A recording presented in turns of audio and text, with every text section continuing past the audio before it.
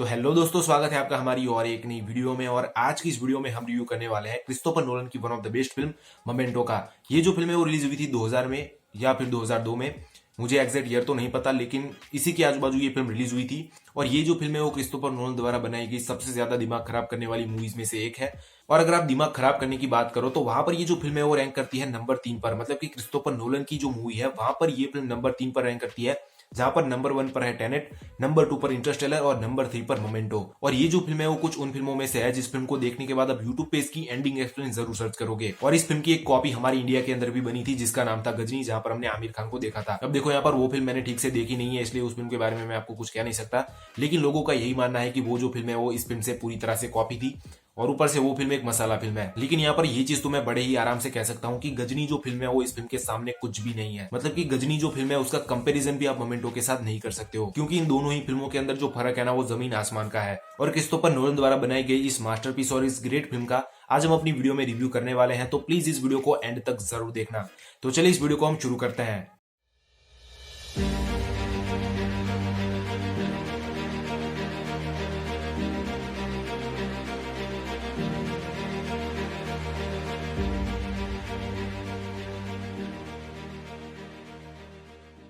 तो यहाँ पर हम सबसे पहले बात करें इस फिल्म की थोड़ी बहुत स्टोरी के बारे में, तो ये कहानी है लियोनार्ड नाम के कैरेक्टर की, जिसके घर में एक दिन दो चोर घुस आते हैं और वो जो चोर होता है वो इसकी पत्नी को मार देते हैं और उसका रेप भी कर लेते हैं। और इसी वक्त ये लियोनार्ड का जो कैरेक्टर है वो उसे बचाने की कोशिश करता है, लेकिन उसी दौरान उसको एक सर में चोट लग जाती है, जिसकी वजह से उसे एक बीमारी हो जाती है जो कि होती है शॉर्ट टर्म मेमोरी लॉस की। अब यहाँ पर इस बीमारी के अंदर उसे ये होता है कि वो 15 मिनट के अंदर सारी की सारी चीजें भूल जाता है। मतलब कि अभी वो जो भी चीजें करेगा या फिर जो भी चीजें उसने अभी अभी की है वो सारी की सारी चीजें वो 15 मिनट के बाद भूल जाएगा। और ये जो बीमारी है उसे इस फिल्म के अंदर शॉर्ट टर्म मेमोरी लॉस कहा गया है। और यहाँ पर इस फिल्म का जो कैरेक्टर है ना उसकी सारी की सारी याददाश्त नहीं चली जाती है। मतलब कि उसकी याददाश्त तब से जाती है जब उसके सर पे चोट लगी होती है। जिस टाइम पर उसके सर पे चोट लगी थी उस टाइम से पहले की जो सारी की सारी चीजें हैं वो सारी की सारी चीजें उसे याद है, लेकिन जब उसके सर पे चोट लगी उसके बाद की कोई भी चीज उसे याद नहीं है, क्योंकि वो 15 मिनट के बाद सारी की सारी चीजें भूल जाता है। और इसीलिए उसकी बीवी के साथ जो चीजें हुई होती है उसके बारे में उसको पता होता है और इसीलिए वो उन लोगों से बदला लेना चाहता है। मतलब कि वो चोर जो उसके घर में घुस आए थे उनसे वो बदला लेना चाहता है, वो उन्हें मारना चाहता है। मतलब कि एक चोर वहीं पर मर जाता है, लेकिन एक और चोर होता है जिसे कि वो मारना चाहता है। और यहाँ पर इस फिल्म के कैरेक्टर को सारी की सारी चीजें याद नहीं रहती है, तो आखिर ये कैरेक्टर किस तरह से इन चोर को पकड़ेगा, किस तरह से इस चोर को मारेगा, वही सब जानने के लिए आपको ये फिल्म देखनी पड़ेगी। और ये फिल्म क्रिस्टोफर नोलन द्वारा बनाई गई सच में बहुत ही जबरदस्त फिल्म है। अब यहाँ पर इस फिल्म की स्टोरी जो है वो तो सच में बहुत ही जबरदस्त है, लेकिन इस स्टोरी को और भी ज्यादा कॉम्प्लेक्स या फिर कह लो कि और भी ज्यादा कंफ्यूजिंग करने का काम करता है इस फिल्म का स्क्रीन प्ले, या फिर कह लो कि इस फिल्म की स्टोरी टेलिंग, जो कि सच में बहुत ही जबरदस्त है और हमारे दिमाग का पूरी तरह से दही कर देती है। और यहाँ पर इस फिल्म की जो स्टोरी है वो हमें उल्टे क्रम के हिसाब से देखने को मिलती है। मतलब कि इस फिल्म की एंडिंग से इस फिल्म की शुरुआत होती है और फिर शुरुआत के अंदर ये फिल्म खत्म होती है। मतलब कि इस फिल्म की जो एंडिंग है वो इस फिल्म की शुरुआत है, और जहां पर किसी फिल्म की एंडिंग होती है वहां पर इस फिल्म की शुरुआत होती है। और उसके बीच भी हमें कुछ ब्लैक एंड व्हाइट सीन देखने को मिलते हैं जो कि इस फिल्म के बीच के कहीं के सीन है। और इस चीज को मैं और भी अच्छी तरीके से आपको समझाने की कोशिश करता हूँ। यहाँ पर इस फिल्म के अंदर जो सबसे पहला कलर सीन है उसके अंदर में इस फिल्म की एंडिंग की स्टोरी देखने को मिलती है। उसके बाद इस फिल्म के अंदर में जब दूसरा कलर सीन देखने को मिलता है, मतलब कि इस फिल्म की शुरुआत का जो सबसे पहला एंडिंग का सीन है वो कलर सीन है, उसके बाद जब हमें दूसरा कलर सीन देखने को मिलता है तो उस कलर सीन के अंदर जो सबसे पहला सीन था, मतलब कि जो एंडिंग का सीन था, उस सीन के अंदर में जो चीजें देखने को मिलती है उससे भी पहले की चीजें हमें इस फिल्म के दूसरे सीन के अंदर देखने को मिलती है।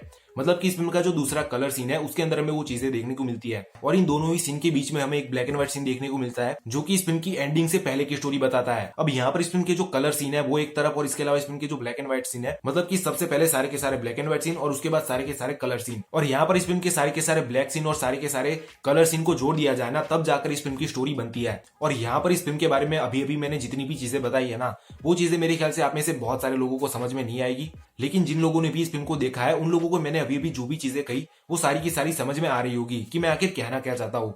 लेकिन जिन लोगों ने भी ये फिल्म नहीं देखी है उनको कुछ भी समझ में नहीं आएगा। अब यहाँ पर मुझे तो इस फिल्म की स्टोरी टेलिंग समझ में आ गई है, लेकिन मेरे लिए आपको समझाना सच में बहुत ही मुश्किल है। लेकिन फिर भी मैंने अपनी तरफ से पूरी कोशिश की है आपको समझाने की। फिर भी मुझे ऐसा लगता है कि मैं आपको ठीक तरीके से समझा नहीं पाया हूँ, तो इसके लिए मुझे माफ कर देना। लेकिन इन सारी चीजों से मैं आपको यही कहना चाहता हूँ कि इस फिल्म की जो असली जान है ना वो इस फिल्म की स्टोरी टेलिंग है। जब तक इस फिल्म की स्टोरी को हम ठीक से समझ नहीं पाते, मतलब कि जब तक इस फिल्म की स्टोरी के क्रम को हम नहीं समझ पाते, तब तक इस फिल्म की स्टोरी हमें बिल्कुल भी समझ में नहीं आती है। इस फिल्म की जो स्टोरी है उसे लिखने का काम किया है इस फिल्म के डायरेक्टर क्रिस्टोफर नोलन ने, साथ ही साथ उनके भाई जोनाथन नोलन ने। इन दोनों ने ही मिलकर इस फिल्म की स्टोरी को लिखा है, इस फिल्म के स्क्रीन प्ले को लिखा है, और सच में उन दोनों ने ही बहुत ही बढ़िया काम किया है। और इस फिल्म को खुद क्रिस्टोफर नोलन ने ही डायरेक्ट किया हो तो यार उनके बारे में तो क्या ही कहना। उनके डायरेक्शन को लेकर तो आप कुछ कह ही नहीं सकते, क्योंकि आप सबको पता है कि उनका डायरेक्शन कितना जबरदस्त होता है। मतलब मैं उन लोगों की बात कर रहा हूँ जो कि क्रिस्टोफर नोलन को जानते हैं, जो नहीं जानते उनको तो कुछ भी नहीं पता होगा, लेकिन वो लोग इस फिल्म को एक बार जरूर देखना। तो यहाँ पर इस फिल्म का जो डायरेक्शन है वो तो सच में बहुत ही बढ़िया है। इसके अलावा बात करें इस फिल्म की कुछ और चीजों के बारे में, जैसे कि यहाँ पर हम बात करें इस फिल्म के अंदर एक्टिंग के बारे में, तो इस फिल्म के अंदर जितने भी एक्टर थे उन सभी का काम सच में बहुत ही बढ़िया था। हालांकि इस फिल्म के सारे एक्टर का नाम मुझे नहीं आता है, लेकिन फिर भी इस फिल्म के अंदर हमें जितने भी एक्टर देखने को मिलते हैं उन सभी का काम सच में बहुत ही बढ़िया था। इसके अलावा बात करें फिल्म के अंदर एडिटिंग की, तो इस फिल्म की जो एडिटिंग है वो भी सच में बहुत ही बढ़िया है। बैकग्राउंड म्यूजिक की अगर हम बात करें तो बैकग्राउंड म्यूजिक भी इस फिल्म का काफी ज्यादा अच्छा है। तो यहाँ पर अब सबसे आखिर में बात करें इस फिल्म की रेटिंग के बारे में, तो मैं यहाँ पर फिल्मों को 4 अलग कैटेगरी के अंदर रेटिंग देता हूँ, जो कि एवरेस्ट, गुड, बेस्ट और मास्टरपीस की। और इन चारों में से मैं मोमेंटो फिल्म को दूंगा मास्टरपीस की रेटिंग। अगर आपने ये फिल्म देखी है तो आपको ये फिल्म कैसी लगी, आप इस फिल्म को क्या रेटिंग देंगे, और आपने जब ये फिल्म देखी थी तो आपका एक्सपीरियंस कैसा रहा था, उन सब चीजों के बारे में आप मुझे नीचे कमेंट में जरूर बताना। अगर आपको ये वीडियो पसंद आया तो वीडियो को लाइक कर देना। इस तरह के और भी वीडियोस देखना चाहते हो तो चैनल को सब्सक्राइब करो। आप चाहो तो एक बार मेरा चैनल चेक कर सकते हो, अगर आपको मेरा कंटेंट और काम पसंद आता है तो ही चैनल को सब्सक्राइब कीजिएगा। तो चलिए मैं आपसे फिर मिलूंगा एक नई वीडियो में, तब तक के लिए टाटा बाय बाय, जय हिंद, वंदे मातरम।